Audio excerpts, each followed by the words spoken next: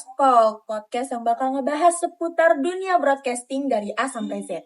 Gue Alicia dan di episode kali ini gue ditemenin sama Karissa. Halo semuanya. Jadi di pembahasan kali ini ya, Karissa sama Alicia bakal ngobrol bareng seputar dunia broadcasting Ya, gitu betul ya. banget. Mulai dari prospek kerja dan juga perbandingan broadcasting di luar sampai di dalam negeri nih. Terus juga kayak istilah-istilah PSPT, PSPR dan juga PSPF. Jadi buat kalian semua harus siap-siapin take notes ya begitu.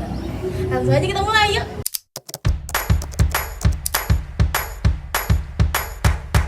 Nah, banyak banget sih Alicia. Misalnya nih, kalau misal teman-teman semua pengen jadi production host, jadi kalian tuh bisa banget jadi editor atau scriptwriter ataupun jadi kamera person nih. Kalau misal, iya betul. Ataupun misal kalian tuh mau jadi di bagian yang di TV atau di radio, bisa jadi news anchor atau sound engineer atau program direkturnya nih. Atau yang lagi viral. Sekarang ada apa sih nih yang lagi viral menurut Alicia?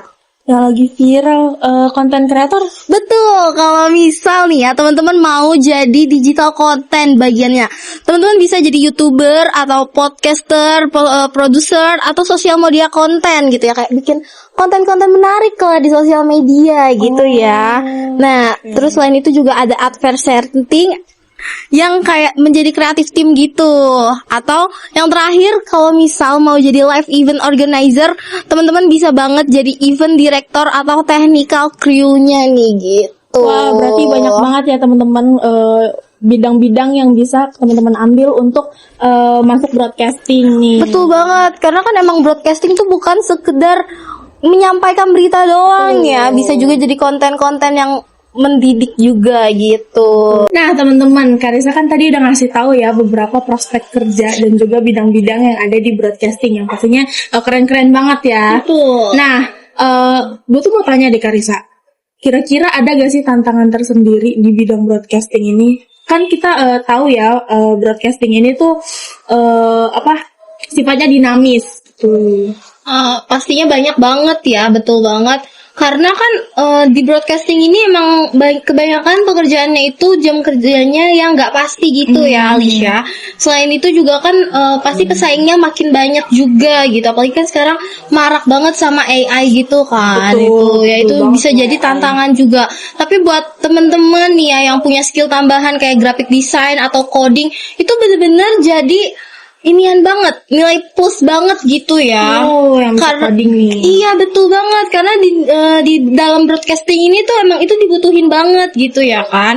Jadi emang gue saranin banget nih buat teman-teman sekalian, kalau punya skill itu harus diperdalam gitu. Berarti dari semua tantangan-tantangan itu tuh kalau menurut lo kerja di broadcasting ini susah atau gampang sih Karissa? Susah gampang ya, karena kan di broadcasting ini kan emang dia basicnya itu prospek kerjanya siaran gitu ya. Jadi teman-teman itu bisa banget siaran televisi atau radio ataupun film, atau bisa juga jadi presenter gitu ya kan. Atau kalau kalian lebih mau cuan lagi nih, bisa juga kayak kita jadi content creator gitu kan. Karena banyak banget nih ya anak muda zaman sekarang itu lebih ke content creator, karena tuh dia lebih jam kerjanya bisa diatur sendiri gitu kan. Banyak juga anak-anak yang bercita-cita mau jadi ini Content kan creator karena gitu. tuh bisa nerima endorsean juga Iya. gitu, kerjanya lebih santai gitu ya. Jadi emang susah gampang sih, karena emang pesaingnya juga banyak, tapi kita harus pinter-pinter juga nyari ide yang belum ada gitu. Nah teman-teman, kan tadi gue udah bilang ya kalau misal banyak anak muda yang pengen jadi content creator, dimana content creator itu kan juga bagian dari broadcasting ya. Nah, setahu gue ya Karissa, setahu gue tuh ada satu influencer yang merupakan lulusan dari broadcasting nih. Tahu gak sih? Betul Alicia, kalau nggak salah tuh namanya Jessica Livia. Dia itu emang betul. pernah jadi lulusan broadcasting di Universitas Al-Azhar ya. Terus sekarang juga dia jadi pernah jadi Pekerja gak sih kayak? Iya, di suatu stasiun ya, di suatu stasiun televisi gitu ya. Oh, berarti dia kerja di stasiun televisi yang bisa dibilang besar ya? Betul. Keren bisa. banget ya si Jessica Livia ini teman-teman. Nah, emang kayak kalau misal jurusan broadcasting ini emang luas banget ya kalau untuk prospek kerjanya. Terus juga apa namanya? Karena kan itu lebih ke komunikasi gitu ya. Jadi emang kalau komunikasi kita baik juga itu pasti bakalan cepet banget dapat pekerjaannya gitu. Nah, tuh, teman-teman.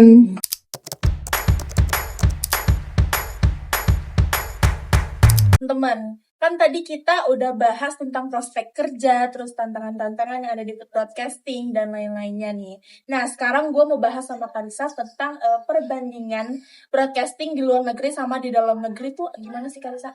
Nah, jadi tuh setahu gue nih ya, kalau di luar negeri itu kayak di Amerika Serikat ataupun Inggris nih ya, industri itu emang kadang lebih mateng, tapi itu dengan anggarannya itu emang lebih besar gitu ya. Terus spesialisnya juga ketat. Contohnya itu di Amerika Serikat banyak banget nih freelance opportunity di Hollywood ataupun Netflix nih. Kalau di Eropa sendiri ini lebih banyak dukungan dari pemerintah buat proyek kreatif nih ya. Jadi kayak emang diiniin sama pemerintahnya gitu ya, lebih enakin lah gitu ya, enakin gitu. Nah, kalau di Indonesia sendiri nih ya, jadi tuh kayak lebih fleksibel dan banyak peluangnya memang di digital ini. Tapi tuh anggarannya tuh memang terbatas banget gitu, Iya, Alicia. tergantung viewersnya gitu nggak sih? Betul. Dan sekarang tuh kayak emang banyak banget ya kayak viewers bodong juga ya kan. Iya, itu tuh sebenarnya betul. tuh nggak menguntungkan nih ya buat teman-teman gitu ya kan. Iya tuh. Jadi ini buat teman-teman yang mau bergabung di bidang broadcasting, ini tuh perbandingan kalian nih. Kalau misal kalian mau join broadcasting di Indonesia atau di Eropa atau di luar negara lainnya gitu, teman-teman. Nah, teman-teman, kan tadi si Karisa udah ngasih perbandingan broadcasting di luar negeri sampai Indonesia nih.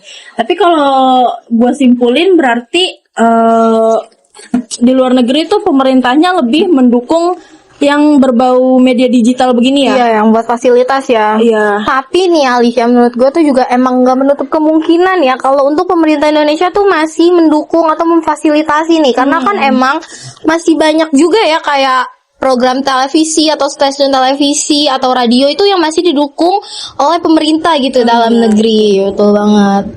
Karisa, kalau misal kita mau kerja di luar tuh skill apa aja sih yang harus kita asah? Terutama bahasa Inggris nggak sih? Betul banget. Jadi tuh emang bahasa Inggris ini kan emang yang paling penting ya. Apalagi di luar negeri bakal jadi bahasa utama kita sendiri. Selain itu juga kan harus punya technical skill kayak ARVR nih ya. Jadi tuh ARVR ini bakalan jadi tren global di situ.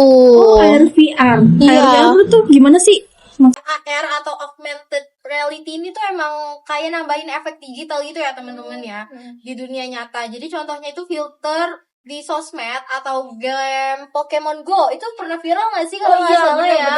Nah itu tuh kalau VR itu virtual reality. Jadi tuh kita tuh emang benar-benar dibawa ke dunia virtual pakai headset seperti Oculus gitu ya kan. Nah technical skill AR itu tuh emang kayak 3D modeling, bisa Blender, Maya, atau buat aset digital nih ya. Selain itu juga ada SDK seperti ArtKit buat pengguna iOS atau Artcore untuk Android nih ya. Jadi computer vision juga bisa buat tracking objek nyata gitu. Selanjutnya itu kalau VR lebih fokus ke game engine atau Unity Unreal Engine gitu ya kan. Nah jadi buat bikin dunia imersif itu loh, optimalnya itu performanya 90 plus FPS biar tuh nggak mual gitu. Jadi UX atau UI ini emang spesifiknya tuh VR interaksinya itu tanpa controller. Contohnya tuh hand tracking gitu. Jadi ceritanya tuh kita kayak masuk ke game-nya gitu ya. Betul. Kayak kita ngelakuin sesuatu, kita ada di dalam game gitu. Betul, kayak yang Pokemon sih. Karisa masih inget banget ya kalau game Pokemon. Ya, dulu karena kan itu lagi viral iya, banget. itu keren banget. Sampai semuanya tuh main keliling-keliling cari Pokemon. Iya, sampai ke kuburan juga. Pasti kalau misal kalian anak-anak seumuran kita gitu ya, remaja-remaja seumuran pasti kita pernah ngerasain gitu. Itu emang ternyata ada hubungannya gitu ya Iya, sama sama jurusan broadcasting. broadcasting gitu. Nah Karisa, kalau misal kita mau berkecimpung di bagian AR atau VR tuh wajib coding gak sih? Oh, wajib banget ya Alicia. Karena tuh emang bahasa apa namanya ya, Unity atau yang C Pager ya kalau nggak salah. Terus sama C++ atau Unreal itu emang dibutuhin banget. Tapi kalau misal ke AR atau web batch-nya itu emang pakai JavaScript plus mainframe gitu loh. Berarti simple banget ya teman-teman. Nah, buat teman-teman yang mau berkecimpung di kerja bagian AR atau VR, nah siapin skill ini nih. Betul banget.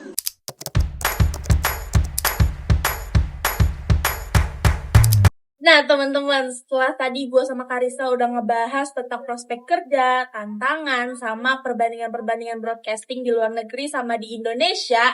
Nah sekarang gue sama Karisa mau bahas tentang istilah-istilah broadcasting. Ada apa aja sih Karisa?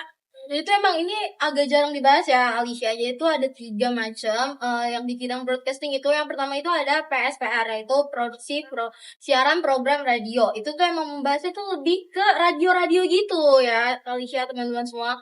Yang kedua itu ada PSPT, yaitu produksi siaran program televisi ya. Emang mencakupnya tuh yang kayak televisi, kru gitu-gitu ya kan. Nah yang terakhir tuh yang ketiga ada PSPF, ya produksi siaran program film gitu. Jadi emang lebih ke gimana di belakang layar film, terus orang-orangnya tuh kayak gimana aja kayak gitu. Jadi untuk produksi film gitu ya. Betul banget Alicia.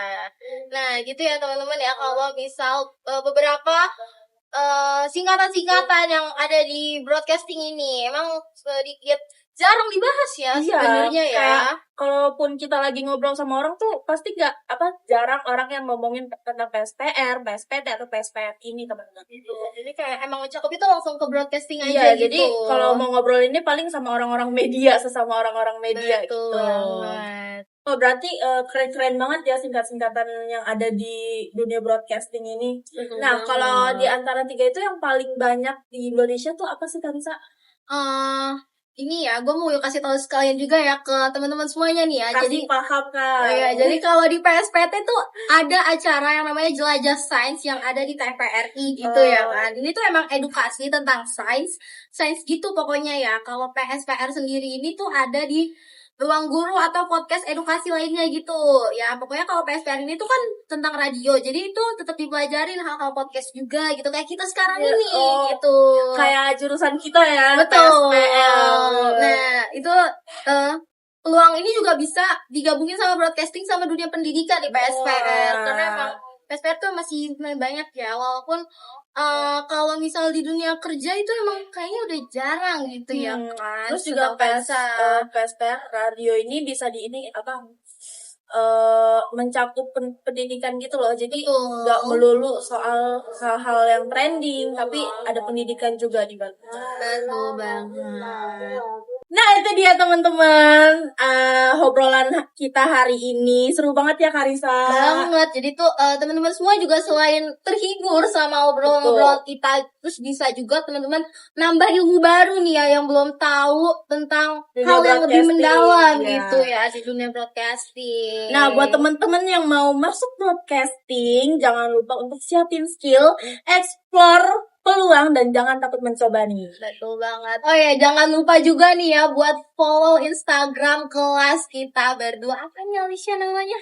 Yaitu @bc.gen19. Betul banget. Nah, terima kasih teman-teman sudah menonton di Broadcast Talk. Sampai jumpa di episode berikutnya. Bye.